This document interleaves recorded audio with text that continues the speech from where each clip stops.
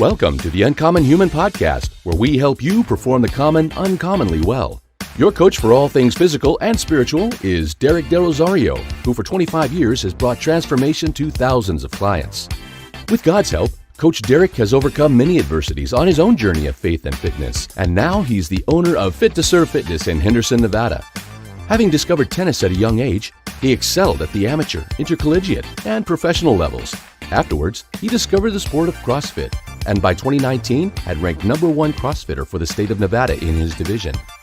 Having achieved all this, Coach Derek now considers himself an ambassador for Christ to help you in your journey to become the uncommon human through faith and fitness. Here with today's podcast is Coach Derek. All right, everyone, welcome to the Uncommon Human Podcast. And today we have Teresa Gallegos. How are you, Teresa? I'm doing well. I'm excited to be here. She is doing well. Not only is she doing well, she crushed the challenge that we just came off of. I want to start with that. Woo, man, this was your second go around. I mean, we did this last year, right? Yeah. Tell me a little bit about last year. Do you remember your results and what that looked like?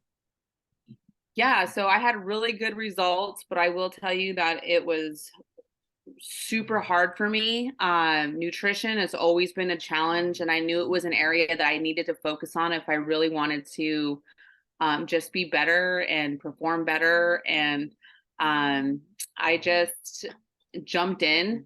I was definitely encouraged to jump in. But I did, and it was great to do it with other people, which I think that was the biggest support for me, is knowing that I have a group of people doing the same thing, going through the same challenges. And I had great results, like, for sure. I think I lost close to like 16 pounds that first time. Okay. And lost body fat. The issue was after it was over, I just went back to my old habits. I know it was perfect. I know. I don't know. It's just a mindset thing. I was like, yes, I'm finished. I'm done. Let me just go back now. And yes, I do regret doing that. But I'm so glad that I was able to do the challenge again this go around and take everything I learned from that first time, apply it to this and more, and know that this time I'm not going to just go back to my old habits. Like, I've made the decision that I'm not doing that. And I'm going to do everything in my power to continue on and move forward and continue to make some new goals and work towards those. So tell me about what those next steps are. All right. So that challenge, now this challenge you just finished, I mean, like this last weekend, we did pictures and weigh-ins. What's your results now from this one? I actually did a little bit better. I mean, 0.1 is better. So yeah, I did a little bit better. I knew what I was jumping into because of that first experience. So I was able to just have a better mindset, I think, and just know that this is such a good reset. And it's so good to, just eat all the good foods and continue to work out. And from there, now I know, like, just a few different breakthroughs that I had this time. Yes. And mindset. The biggest thing is the mindset for me. Just understanding that what I'm putting in my body is to fuel me, to give me the energy I need to do, all the things that I want to do in the gym and also out of the gym, right? Like, as a mom and a wife and as a grandma now. Grandma, yes. I know, it's so exciting. I just know that is my long-term goal, is to have a long, healthy life. And when I'm 70 or 80, I still want to be doing CrossFit. I still want to be active, and I want to be on the go. I love to travel. And so I want to be doing all those things when I get older as well. Wow, that's super cool. So what do you have what do you have set up, planned? Because we're going into a rocky piece of the year. Like Thanksgiving, that was rough. Like Halloween, Thanksgiving.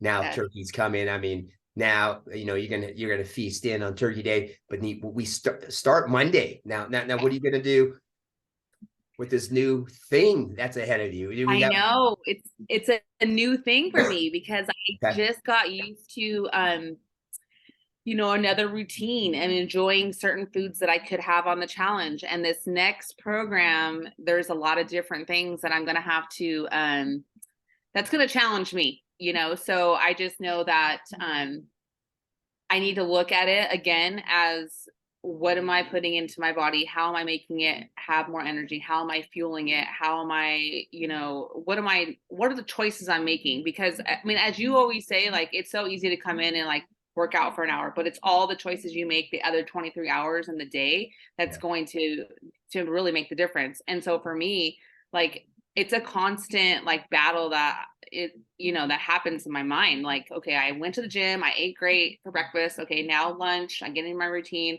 Okay, now I'm coming home to family, I'm coming home to kids, and I'm coming home to a dinner decision. Like, Yes.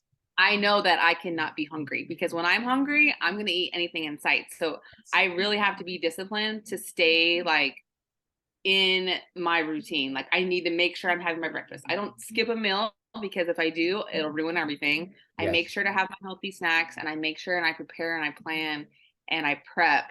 And so those are the things that I took from that challenge that I'm going to be taking into this next program, even though it's going to be a lot of different foods and a lot of adjustments, but I know that I can do it as long as I do those things, which is plan and prepare ahead of time. Yes. Yeah. And we're going to dial in those macros, but man, those first 2 weeks are going to be a calibration period of fun, of seeing some change and just like you said, mindset and just kind of getting out of those routines with foods you already have and logging them and seeing how much food you can eat, which is going to be really cool as we put more lean muscle on in this next season. So I'm excited because you hold on to really good muscle. I mean, your body fat went down to what, 19 or 19.2, something like that. Take a look at the photos here, guys, on the screen. You see her before picture. Take a look at that.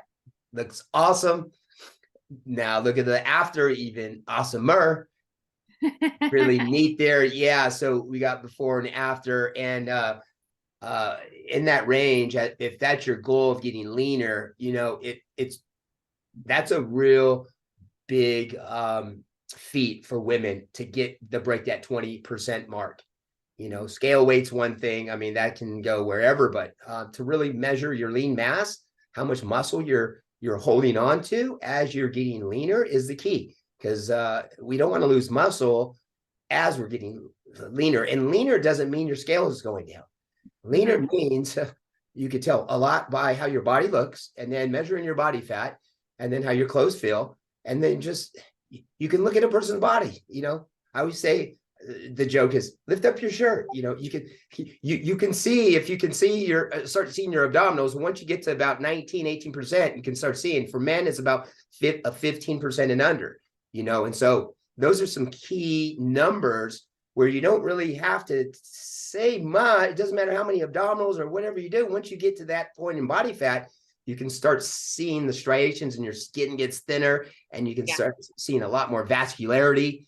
And you'll see other areas that'll be a little leaner and holding on muscle, like your back, you hold a little bit more muscle and leaner and not as much body fat. And then there's certain areas where I wanted to come off here, but not here. You always want to spot reduce. So this is going to be a real neat time where we take your body to where it hasn't been. Yeah, that's always a new venture, right? Yes. For sure. Yeah, I'm definitely excited. I've never been a scale person, so I don't like to get on the scale, but that is one of the things that this new program has me doing, is getting on the scale just to kind of see those averages and so forth. So I get it, though. It's measurable information. So I love the fact that we can do that part, and then we can also do the body fat percentages, because that's going to be key, especially with me adding on some muscle. That weight is probably going to go up, like, obviously. Yep. So, but just knowing the fact that that's what it is, and I'm not adding, fat to my body, is going to make it all the difference in the world. So, yeah. Awesome. Well, congratulations again on that piece. That's super exciting. And I wanted to jump on, and so we got that out of the way, about I've been talking about vision for some time now. Last Yeah. month, I think, just kind of posting a lot of stuff about vision heading into the new year. We always cast these goals. Everyone has goals and plans of, they kind of hide their goals in a drawer until they hit them and they go, hey, look, I hit it. Right. Yeah. But what that envision of, that can be someone of what your body's going to look like in like 3-4 months. Sometimes people can't look to see is that even possible? Yeah. And that can be physical, that can be spiritual, that can be mental, that can be in our marriage, it can be with our family, just vision in general. There's no kind of rhyme or reason where God puts this vision on our heart. And I want to just kind of ask you well, let's go back. I mean, let's go back to, where'd you grow up? So I was born and raised here in Henderson, Okay. and so was my mom. So I have a lot of family roots here. Okay. Family root. And then, so you're married, how many kids and how many grandkids? Oh, I am married, yes, and I have 3 kids, and then I have one grandson. He's 3 months old. Wow. Um, yeah, so I'm just so thrilled to have a grandson. It's been amazing. It's just a whole different season of life, but just to hold my child's child was just indescribable. But it's just brought my whole life to a whole new level, like my purpose here and just all the things, right? You talk about all these different aspects and having a vision and just like what do we want the future to look like and all that. It's like I was here on being, a good wife. I was here on being a good mom, and now I'm like here on being a good grandma, and just all the things that come into play in our lives. Everything's become so much more important, and then just being born here and raised here, I have so many families, so many friends, so many people. I mean, I coached high school basketball for almost 20 years. I've been Wow. teaching for over 20 years. So I have a lot of like former students that I see, I know they see me. And so I really just want to not only like be an example with the things I'm doing on a daily basis, but also like physically with my body, right? So being good stewards of money, being a good steward of, all these different things, but we get one body. And so I'm at the point where I want to make sure everything I'm doing is aligning with future goals. Yeah, that's awesome. And so you said you played sports. And what sport did you really hone in on? What was your sport? So my go-to sport was basketball. Okay. Yeah, I didn't even start playing until I was a freshman in high school. It wasn't like I was a kid that played forever and then, but once I started, I fell in love with the sport and I got really good really fast. I was a fast learner. I had a really good high school basketball coach that just instilled so many things and trained with me year round, took me to camps all over. And he's the one that really pushed me, not only on the court, but off the court, and just taught me so much about, sportsmanship and being a good teammate and how I can use this sport to get me to college, which ultimately that's what happened. I got a full ride basketball scholarship to college. And at that time, I wasn't really sure what I wanted to do as far as my career, but looking back and just everything that my high school coach did for me, I wanted to do for others. So that's when I decided my freshman year of college that I was going to become a teacher. I was going to teach physical education. And then I was also going to be a coach. So Wow.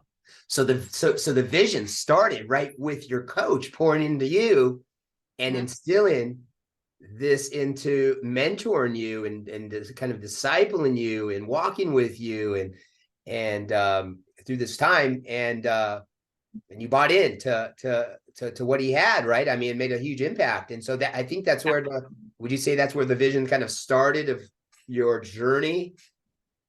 yeah, for sure. I mean, he was almost like a father figure in a way. Okay. Just really took me under his wing. And then from there, like, I think that's where I got a lot of my teaching tools, right? So like being a mother figure to a lot of girls, I've coached a lot of girls over the last 20 years, and to see them go on and some get college basketball scholarships that would never have dreamed of even going to college. So seeing them walk on stage and getting a diploma, seeing them get married, seeing them have kids, and just their lives today has been such a blessing. And just watching all that unfold over the last couple of, decades has been just amazing to be a part of. Wow, that's so awesome. And so you went out to New Mexico, or is that where you went? Yeah, New Mexico, small town, and it's actually in Las Vegas, New Mexico. Ooh, wow. Didn't even know there was another Las Vegas until I went to school there. How long is the commute from there from Las Vegas where you live to that one? So if you drive from here there, it's 10 hours, but you can also get on a plane and land in Albuquerque and drive 2 hours. So wow, kind of far. Kind of far. You guys had a good this might be off subject. Good men's basketball, right? For some time. Oh yeah. Yep. Right. Sports. Yeah. And then off subject again. What position did you play? Forward or guard?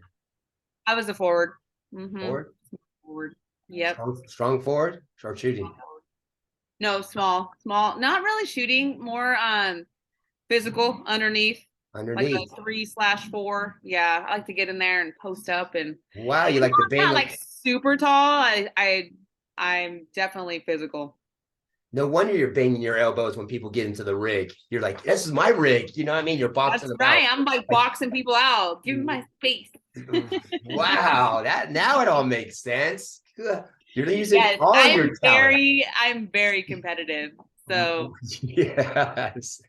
Well, we got to get a hoop court in the back there, so we can definitely shoot some free throws and play some horse, right? Yes. It'll be on, huh? You're like, yep, let's do it, right? Yeah. So, all right. So you go to New Mexico. You stay there 4 years, and then when did you know that you wanted to just go ahead and full on and teach? I knew that my freshman year. So when I went into college, I went in undecided. Okay. You have to kind of sit there with your counselor, and the counselor's like, well, you kind of have to make a decision because that's when you come in the classes. Yeah. And so that's when I was like, okay, like I know what I want to do because I want to make an impact. I want to have a career that helps other people. And I also want to have a career that I love. And I love the sport of basketball. So I knew I could use basketball and teaching. I've always, physical education, who doesn't love that, right? You get to go to class and do different sports and play sports and all the fun stuff. So that's when I decided. And then so as soon as I graduated, I started teaching and coaching at the high school that I graduated from, which is crazy. So like some of the same teachers were still teaching there at Basic. Wow. And so I did my student teaching there, and then I got the job right away as the head women's basketball coach. And then, and then I, started having, I got married, and then I had kids, and my husband's also a teacher and a coach. So our kids grew up either on a basketball court or on a football field or on a baseball field. Like they were playing some kind of sport, huh? Yeah. And if they weren't playing because they were babies, they were like in the infant carrier, like just hanging out over there while mom was doing her thing or while dad was doing his thing. And so our kids just grew up that way. And we were coaches and teachers at the same high school for a very long time. I love that. So you have that coaching mentality just built in, drilled into you from getting coached. I always say to be a good coach, you have to be a good student and be coached, right? And I think that's important because, there's a lot of great players and you've probably seen a lot of talent come through you coaching and even talent in college where, the coach goes, wow, that person has so much talent. And even on the professional level, but you're like, man, if they just had a work ethic or just were coachable, oh my gosh, what can happen? This person could be amazing. I mean, you see it at every level, right? We see it through TV and sports and like, why would that guy waste millions of dollars and just go to practice? Mm-hmm. I remember Allen Iverson was one of the, guys like, I don't need practice. And, he'd show up whenever. Amazing talent, right? And he just crazy records. But Coach Brown would always go, man, after the fact that if he just showed up and came to practice, they regret it after the fact when they come back. They're like, oh my gosh, if I just would have just kind of fell in line. Yeah. But do you see, I'm sure over your years, a lot of that, the uncoachable, right? Oh yeah, 100%. Like even when I look back at my high school career, my coach was so disciplined. We worked out 2 hours before school started. Mm. He would pick you up in his van, so there was no excuses that you couldn't get a ride. We would work out in the morning 2 hours. After school, we would work out for another 2 hours. He was making sure you were in class. He was checking on your grades. Just such a disciplinarian that really structured everything very, very like hardcore. But it was always about the whole person, right? So if you had Yes. all the skills in the world, but you were like a terrible student, Yes. that wasn't going to work out. If you were not following, rules of school, that was not going to work out. Like he was all about like, I'll lose. I don't care. I'm not Yes. going to play people that aren't going to Yeah. do all the little things. He was all about the little things. And so all of that is kind of like what I was taught. So that's what I then taught, Yes. and so I had a lot of situations over the years where players just could not get it together. And unfortunately, it's a student athlete. So you're a student before you're an athlete. It's not the other way around. Mm. And some got it and some didn't. And, that's it. It's hard, and you try to get through to these students. Like you are in high school, you have your whole life ahead of you. The decisions you're making right now are going to be impactful forever. Yes. And so you do what you can, and some you get and some you don't. But the ones that you do, that's when it's worth it. Yeah. You talked about doing the little things. That's so key. And we come back to the gym piece, the physical piece, and I'm a big advocate of, do the boring work, do the things that most people don't do, and you'll probably succeed, things that people avoid, get comfortable with the uncomfortable is our slogan here for a reason, because most people want to get comfortable with the comfortable. When they feel comfortable, they're good. Yeah. When you feel uncomfortable, you're growing. Right. And I think your coach probably put a lot of that, instill that in you. Like, let's get uncomfortable. I'm going to pick you up. And then you have no excuses, right? That's when no excuses was born, right, back then. And then you're gonna practice after, and we're gonna do the stuff. Probably not even dribbling the ball. I need you to line up that line, that line, that line, that line, and I'll tell you what that all means, and all your defensive slides and everything without the ball in your hand. Why? I want to shoot 3-pointers, and no, just do that. It kind of sounds like similar to what we're gonna do right now. It's like, no, just eat that. Yeah. I want to do the bench press and the shoulder press and show me the special things. No, eat that. I got a go-to meal. I got that one breakfast. Go eat that, and everything will be the same. I'm going to pick you up. I'm going to show you the meals. Great similarities. I love it. See, your coach is coaching you, and then it all comes back full circle. It's beautiful, right? Yep.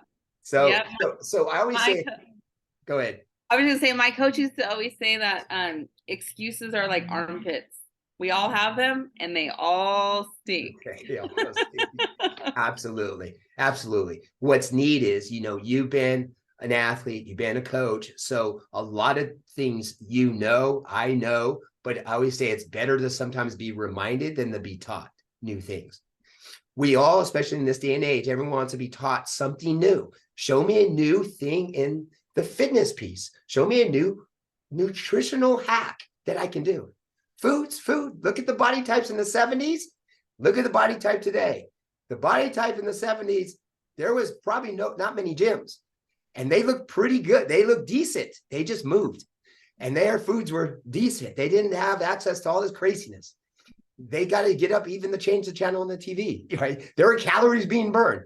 And then you look at the average person here in the States. I mean, we have an obesity problem. Yeah. So it's not the gyms that we're lacking. It's not there's one on every corner. Right. And so people want that shiny object to say, give me the special thing and I'll follow it. But they don't want to put the work in and the process through getting to the end result, right? Like people want the end result of where you're at, but can they get to 19%? Yeah, but it may take this. And how many years? That could take 5 years, 6 years, but doesn't matter. You're going to be here anyways. Right. And you know, when you look at it through like your high school, that's 4 years. People go, blink an eye and you're going to be graduating. You go, oh, that doesn't make sense. And then you're graduated.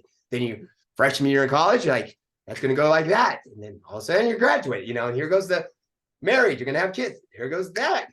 You're going to have grandkids pretty soon. There they are, you know, it's like, what season is next? You know, it blinks and you're going to still be doing fitness, you know, it's just in your blood, in our blood. And so why not get it right?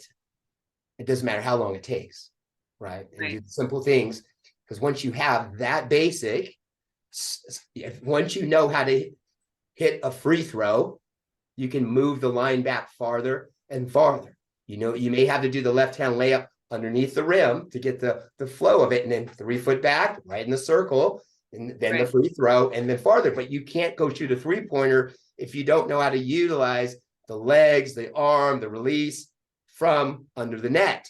And so it's very similar of what we need to do in fitness. They see the end result, they see the highlights on TV, they see the people who are posing and mosing and doing all their stuff, right?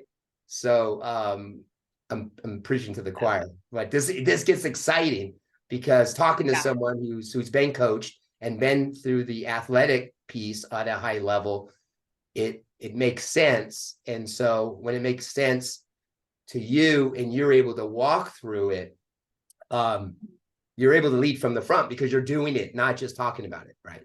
Yeah, for sure. Yeah, I have a lot of eyes on me. So whether it's, you know, family or in the high school, but yeah, I see kids, you know, I see about 250 a day, and they're just very out of shape. Their fitness levels are super low. You know, we, as PE teachers, we test them every quarter on different fitness levels, and they're just super low. And they're coming in from summer break, and they were playing video games all summer.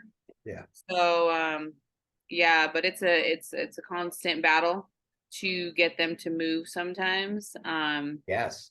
So I know that if I'm not moving, they're just going to look at me like, who is this lady? Like, who does she think she is, telling me to go and do X, Y, and Z? But when they know that this lady can do X, Y, and Z, they're a little bit more motivated to get up and move. So, hey, I just got to get one of those vans and go pick up your students with you and go knock, knock, come to the 5 a.m. class. And we're just going to do a little teen workout. All it is, we're going to warm up with a mile, and then we're going to get in there. And they're like, no, this is not the final. No, this is just a warm up.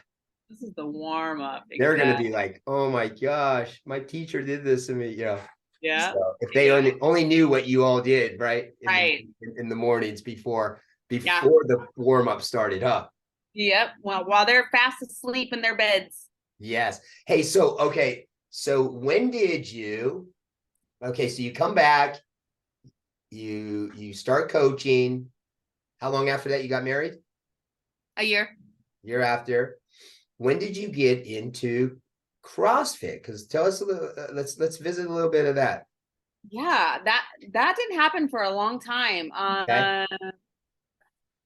Let's see, about 12, 13 years into teaching, CrossFit was becoming a well-known fitness avenue, right? And so within the school district, trying this new program where any PE teachers that wanted to sign up, they would put them through a certification process through CrossFit, and they would also allow them to apply for a grant for $10,000 for equipment for their school. Yes. And so as I looked into it, I thought, wow, this might be something to get the kids going, you know, especially the kids that aren't really like sport minded, doesn't really like the team aspect, more like an individual thing. So I went through the process and I got certified, and I, received the grant, and I was able to get equipment to to kind of get the program started. And I started with just one class, and a lot of the kids were enjoying it. So then I was able to get 2 classes of it, and then it was like really growing. So I had to get some more equipment and things like that. And that's how I ended up meeting you. Yes, that's what we had. Remember? Yeah. Yeah. Woo! You came over to the school, and we kind of did a little partnership, and just trying to get kids excited about it. And it grew really, really good at the school. Yes. That had to have been like at least 2013 or 14. Yeah. Yeah, something About like that. 14, Something 15, like that. yeah. Yeah. I know that was at our first location. Yeah. Yeah. But then I started doing CrossFit for my fitness too. Okay. Not like hardcore or anything, but Yes. just whatever I knew of it, right? Okay. I was doing a little bit on my own, then I was teaching it as well, a little bit like teen classes, right? And then after that, I took a little bit of a break off from teaching and got into another like career path for a few years. And then after taking a few years off, I was ready to jump back in, and I went to a new school. And at that new school, they didn't have CrossFit. So I was trying to get it implemented by talking to the administration and all of that. So then recently I was able to get recertified. And so now I have my certification again, but I don't have any grant money yet. So I'm working on that. Cool. And right now, the only facility I have is our school weight room, and I'm only able to use it during the weight training coaches prep period. So I only have 1 class of it right now. Okay. But then for my own personal fitness, I was going to a gym that closed down 3 years ago, and that gym was not CrossFit. It was just like cycle, hot yoga, and then like a tread room. Okay. And when it closed down, I was thinking, what am I going to do? Where am I going to go? I got to do something. And so I was like, oh, Fit to Serve isn't too far away because you guys moved to a newer location closer. So I was like, let me go see what's going on over there at Fit to Serve. Dang So it. What is that guy doing? Is he still going nuts? on over there? Yeah. So then I went on over, and I was like, yep, this is where I need to be. So I signed up, and really wasn't sure what I was signing up for, but I don't know what this is. I just kind of jumped in, and now like 3 years later, here I am. I was able to do some competitions, which was super exciting. The Festivus Games, got to do a couple of those, and I kind of want to do maybe something else coming up in the future now that I'm getting like more into it once I get.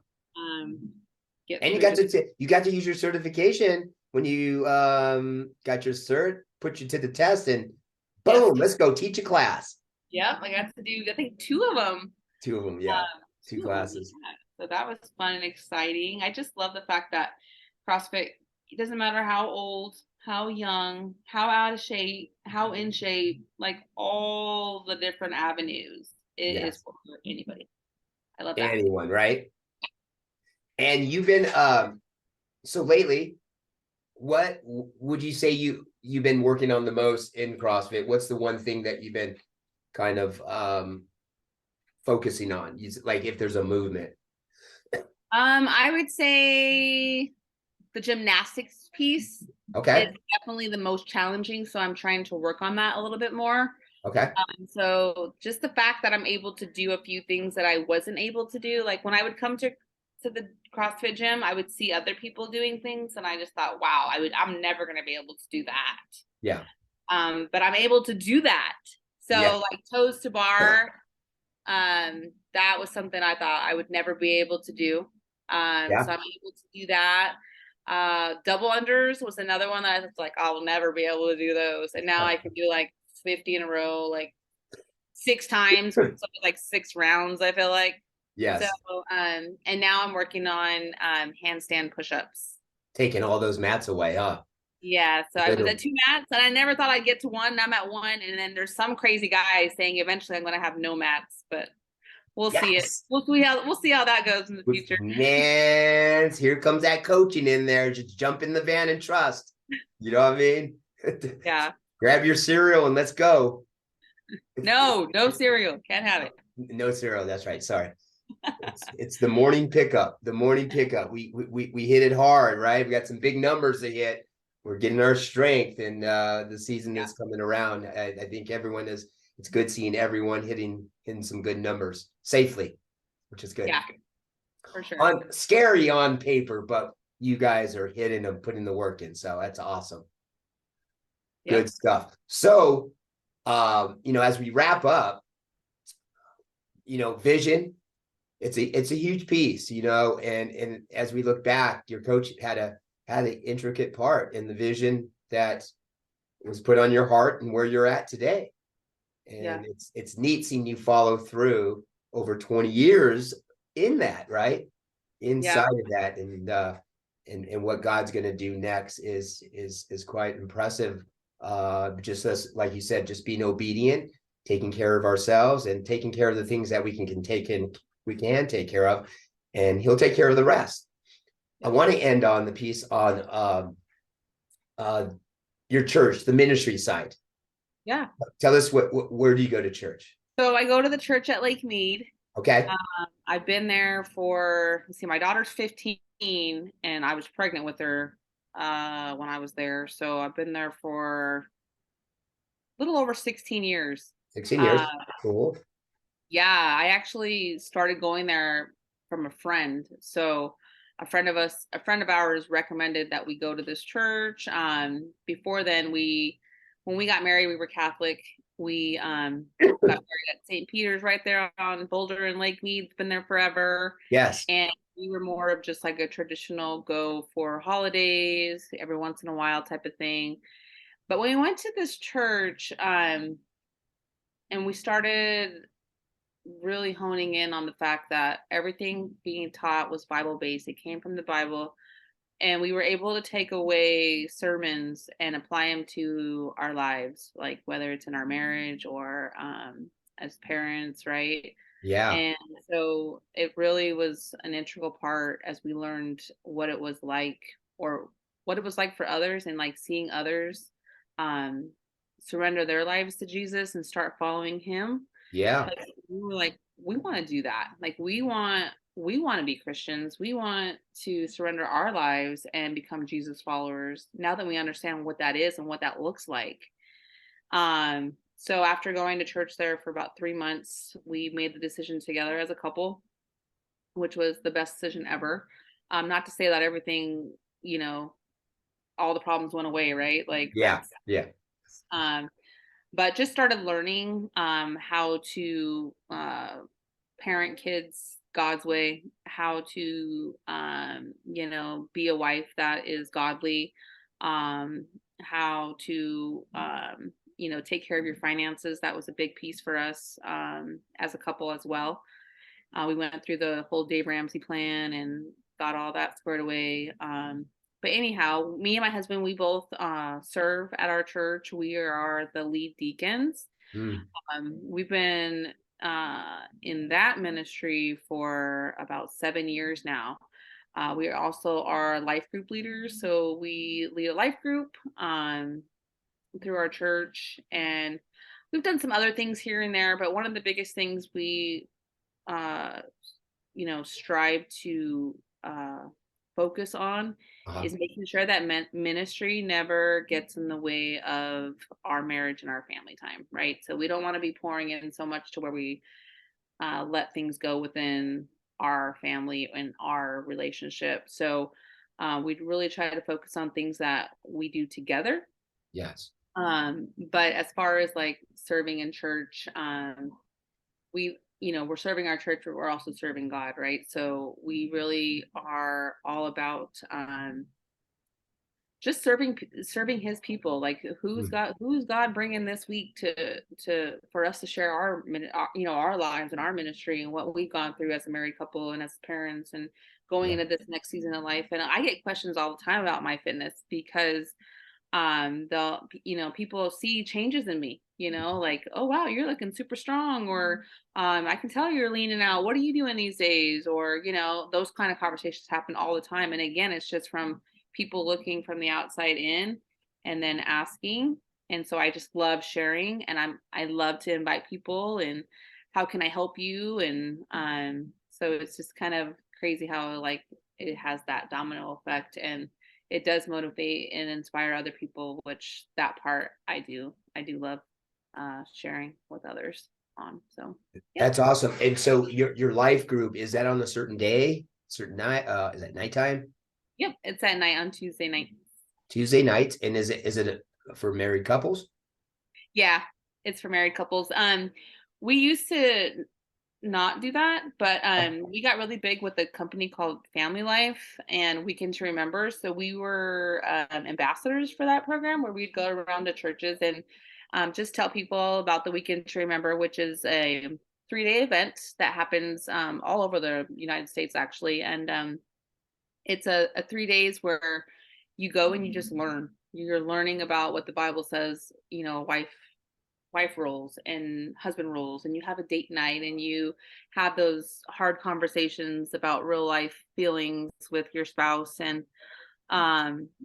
so through that, we felt like marriage is definitely one of the areas that we want to hone in on. Yeah. So over the last like 3 to 4 years, it's been just strictly for couples, and we pick different video series typically to go through. And then from there, we watch a video, we have questions, and we have discussions, and we usually start off the night with food, of course. Mhm. And Food and fellowship always go together. always go together well. Yeah, for Except when you start bringing them all your Tupperwares of your meals, and they're like, "What life sure. group is this again?" You're like, "Oh no, this is macros. There's a prerequisite." You're like, Yeah. "Wait a minute, was Jesus really on his macros? He had some fish. He had fish." You're like, That's right. "I was craving fish on this challenge. I just wanted salmon. I did. I just wanted salmon in my life. Give me some salmon, some So real good funny. omegas. I need some fat in there, right?" No, I know. People probably think that I'm crazy for saying that, but it's true. Like when you Yes, have yes, salmon for yeah, 6 weeks, you're like, give yes. me salmon. Give me some salmon. Yeah, not Haagen-Dazs bar. Give me some salmon, right? Yeah. Yes. So this is really neat because, as God is shaping the vision, starting in high school, your talents and the things that you just do naturally, like he opens up these avenues. And like 15 years ago, and it was Lake Mead and Life Group and pointing to others, and now you're coaching and teaching again, right? I know. And you're using spiritual application and wisdom, and God's just allowing you to just share your story. And I think the simplicity of that, how Jesus made the gospel, we kind of complicate things. Oh yeah. Very good parallel in our physical walk, because in the fitness, we mess it up as well because we complicate it with so many other things. And it's really simple of the caloric intake of what we're eating, right? How much we're burning, and Yeah. sleep and water, and some of these basic elements, but we got all these fancy things. And Jesus made the gospel so simple, right? And then how to go disciple others, right? The simplicity of that. But even these think of theologians that have it all up here. Yeah. But I say it doesn't reach here. And if it doesn't reach here and you can't pour it onto others and have yourself be an example, because we're the biggest walking Bible for others to see as we're walking in it, not talking in it, right? There's a lot of people who know from Genesis to Revelation, they read it thousands of times, but it just hasn't hit here yet. And they haven't walked in maybe the simplicity of just, hey, love your neighbor. Yeah. Just smile today at someone so you have an opportunity to share something.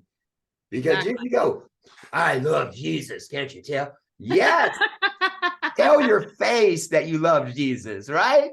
If you love Jesus, tell your face, because it doesn't look like I want that Jesus that you got, right? Right. Exactly. So, it is simple. It's very simple. It's very simple. love God and love others. That's really what God love others. Yeah. I mean, you made a good point earlier about, more than anything, of being a great example of your kids, your grandkids, your marriage. I mean, there's more on it now, and getting in good shape, because we're the walking billboard of what we really believe in.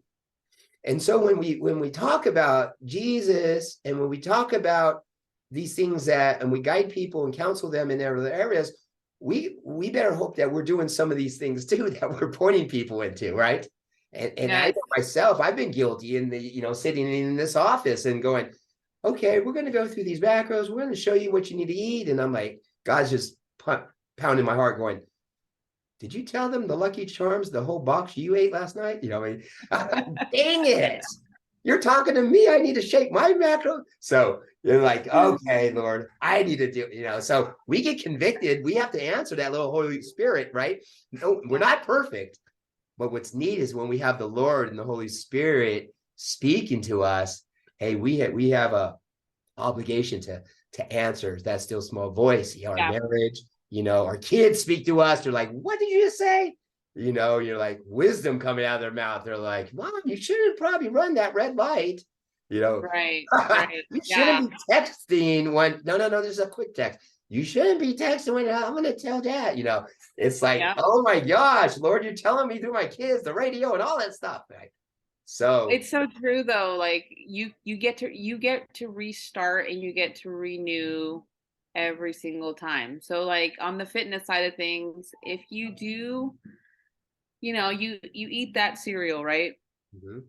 For a meal. The next meal you have another choice. Right. So just because you did that one meal doesn't mean it's all gone and washed away. Same thing with life in the spiritual world. So, someone cuts you off or someone says something mean to you and you respond and you react in a certain way that you shouldn't. You're able to, you're able to get and grow through that process and realize that, you shouldn't have responded or reacted that way. Yes. And therefore then you're going to get another shot at it.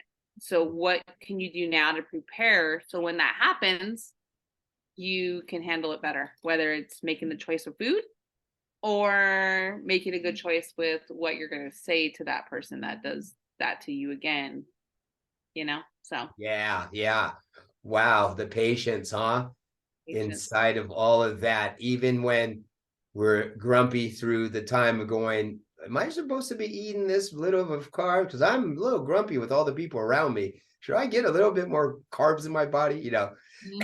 And we know that we can't consistently walk around like that because, food plays a big factor, not just us, our body composition, but how we just function, right? Yeah. We're a machine, man. This machine is high octane. Don't put water in my tank. We need to flood this thing, man. So we're revving up, right? Yeah. There's only so many meds I can take at 5 a.m. to be hyper going crazy. I got to make sure I don't get on coffee. I know. You cannot. You're banned. Like, I'm cut off. You're cut off. So, all right. So we're gonna end this thing. This is, I can talk forever on this. I love this subject, and just Teresa, it's amazing kind of where God has brought you to, and just hearing. I didn't know all this, so this is really cool. Just off the cuff, just kind of hearing a lot of this. This is all new to me, so it's really neat how God has kind of, hearing about this vision and how it started, and it starts with different people in different ways, but how you have carried it out, through the time. And I want to end on this because, when Nehemiah was, God put the burden on his heart to rebuild the walls. And, just asking the king for permission to go build the walls. And he gave him permission. He goes. And, he prayed. He had to pray for 4 months just to ask, And sometimes those 4 months, it can be 4 years. Sometimes it can be 40 years in the wilderness, And sometimes it takes time. But I think when we have this burden to do something and there's a problem in life we want to solve and there's a solution, I think sometimes the one missing piece is we don't pray. Yeah. We don't pray. We react and say, I got all of it. I got it, God. And then we'll fit God on top of once we get the thing rolling, instead of sitting back and seeing how God, and I'm guilty as this, it's like where God's going to put these places. And as if God has put this vision and this burden on your heart, now over the years, and it's really neat and seeing hearing in your story that when Nehemiah went out to the wall, he took 3 days just to walk around at night and really didn't tell anyone about the rebuilding yet. He was just kind of scoping everything out. The plan was to rebuild it how it was, but the plan was a little smaller. But he had to go out and seek, and the vision still never changed. God's vision was to rebuild the wall. The vision for you was, you're going to use your teaching and your coaching and everything that was poured into you. Now, through the different chapters, the plan looked different, and the plan it was shaping and molding that how it was going to be, but it's still, you're going to pour into others. And who would ever thought that you're going to pour into others, not just physically, but spiritually? Yeah. Which is really neat. Like, is that crazy? Like, yeah, it is physically crazy. fit, spiritually fit. You know what I mean? Faith and fitness, fit to serve. You know what I mean? Like, that's all we embody. And so it's neat just hearing just a story that your plans, we can plan all we want. And you knew what God was putting. You knew that burden. And it took 20 years. And and you got 15 years on the spiritual side of teaching. And who knows what he's going to do next. But he's just beginning, and he's got the physical, he's got the spiritual, he's using the things that you're like, I don't know if these gifts or these talents. I mean, it's kind of neat because when we're in our gifting and our talents, it's like, I'm going to do this if no one paid me because I love doing this. You know what I mean? And that's what's neat when you're in that space, because God is just using you to build up others. And so I love that. I love hearing just this next season with the grandkids, and as they go to the first day of school, I mean, all the first, right? The first birthday, the first this, the first that, you're going to be like, but he's equipping you now with all the tools because you're going to train up a child in the way they should go, in this season, as you had your kids, but now it's the grandkids, and you're more equipped, and you're going to have that wisdom of how to pour in and hear them and patient with them and have that godly example, marriage and all that other stuff. So, yep. I'm thankful for all of it. That's so cool. So cool. Well, thanks for hopping on. I know I got long-winded with you. I always do. That's why our classes always go overboard. So if you want to come to the 5 a.m., 6 a.m. guys, just be ready to stay till 8 a.m. and you'll be all good. Just bring more pre-workout and you'll be good. Yep. I'm joining. Happy Thanksgiving, you, your family, everyone. You too. God bless, Teresa. Thank you. Take care. If you enjoyed this podcast, please like, comment, subscribe, and share this video as much as possible. And visit our exclusive Facebook community where Derek offers training videos and